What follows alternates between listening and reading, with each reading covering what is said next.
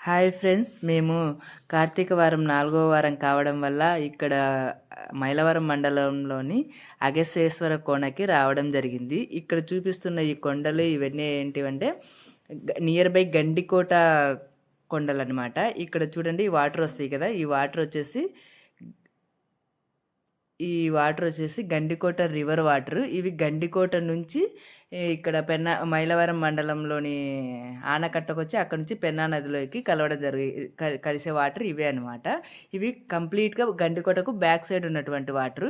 ఈ కోనకి అగస్యేశ్వర కోన అని పేరు ఎందుకు వచ్చిందంటే ఇక్కడ కనబడుతున్న ఈ ముని పేరు ముని ఈశ్వర స్వామి అనమాట. అందుకని అతని పేరు మీద ఈ కోనకి అగస్యేశ్వర కోన అనే పేరు వచ్చింది.